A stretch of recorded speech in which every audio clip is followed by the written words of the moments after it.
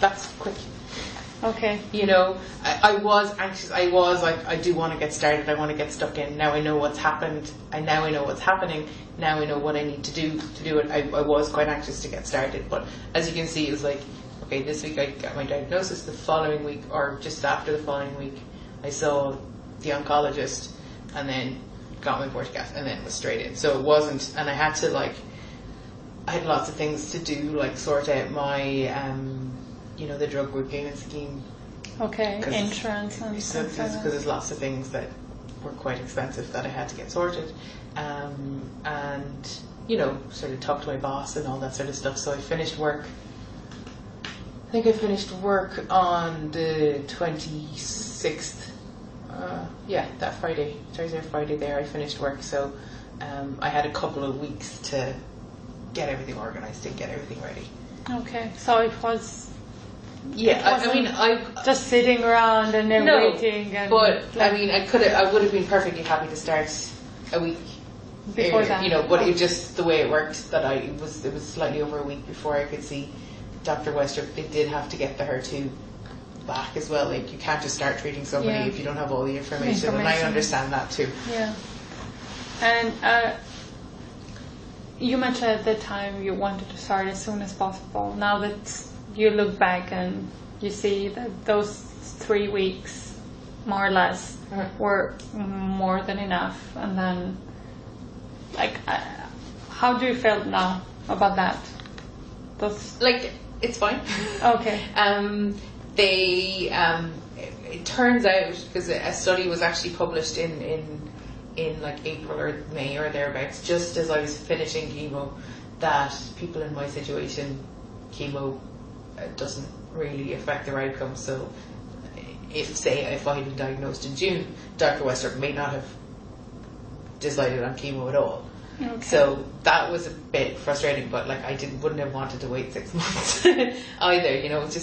You go with the information you have and you move forward with that. So I think that 3 weeks, looking back on it now, it's like it has no bearing. It's not. I wasn't like, we started very late, or I think it's a fine amount of time.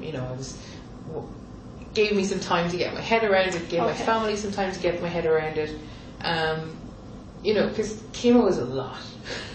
Chemo it kind of consumes everything in a way. Yeah. So having, the couple of weeks where I was, just, rescheduling plans that I had for during the year and reassuring my family, my mum especially. If you're a younger person who's been diagnosed with cancer, it has a massive effect. For me anyway, it had a massive effect on my parents. My mum was extremely upset, and it took her probably 2 of those 3 weeks to be able to tell anybody. She couldn't talk about it with anyone else. She couldn't, she didn't even want to tell her family. So it's probably a good thing. Yeah. That she got a chance to kind of sit with it for a bit, and then once my treatment started, realize actually this is fine. It's just a new normal. Yeah. Sorry. No, don't worry. Before you started the chemo, I'm guessing you had an appointment, as you mentioned, with Dr. Jenny, and they must have explained everything. Can you tell me a little bit about that? Yeah. Dr. Westrup is magical because she is really, really good at explaining things in a way that makes logical sense, is easy to understand, and she's very, very gentle about how she explains things, but she's also honest about it. It never feels like she's holding anything back. It never feels like she's holding herself above you. She's just wonderful. And I told her I'd named my tumour, all this sort of stuff. So we actually had a lovely, it always feels like with Dr. Jenny, it always feels like a lovely chat, which I think she's very, very good at caring about her patients. But she's also, a shit hot doctor, so I think she's wonderful. And I met, the nurse, the oncology liaison nurse, Jenny Nestor, as well. And Jenny is also really she's no nonsense. She's just very practical, and you know, she was able to explain different things. So, and they explained at that stage, you know, that exercise actually has an effect on recurrence, and they, you know, they explained, you know, some of what it would feel like, and why the cycle is the way it is, and why they chose the particular length. So they were looking at 6 cycles initially, and you know, they explained that I was actually, if I'd been maybe 20 years older, they may not have gone with chemo. They explained that with me as well, that, you know, and that the reason they were doing the chemo first was to see how it affected the tumour in situ and to shrink it before surgery. And they were very, very, it didn't feel like an overload of information. Okay. It didn't feel detached or clinical. It felt like they were telling me this stuff because they wanted me to understand it, rather than, okay, this information, then process it if you can, and if you can't, then we know what we're doing, so it doesn't really matter. It didn't feel like that at all. Okay.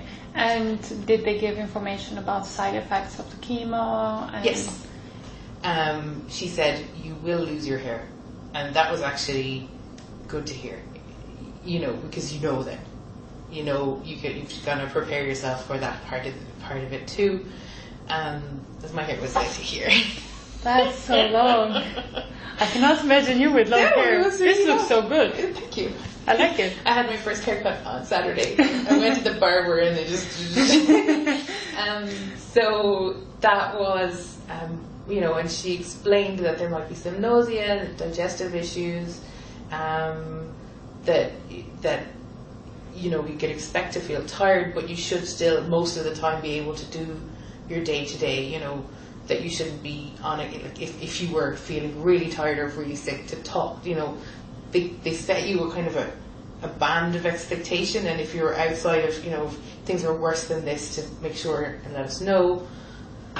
And yeah, and that, you know, that I would need to have my blood tested before each chemo session, and that they would then, you know, prescribe the drugs based on that, and, you know, that I may have a reaction at the time, which it ended up I did, and that they would be able to stop everything and just fix it straight away. That and to, you know, they kind of stressed, this could be in my head remembering, but they did say, you know, talk to us about what's going on, you know, that they wanted that line of communication to be open, to listen.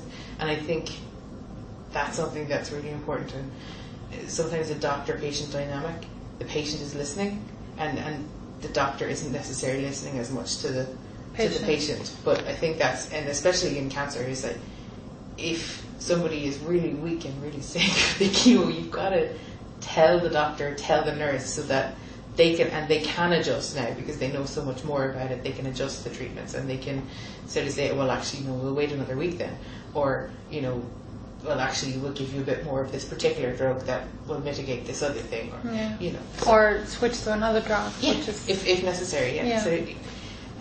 So yeah, they went through stuff in a way that felt very accessible and felt very sort of sympathetic as well.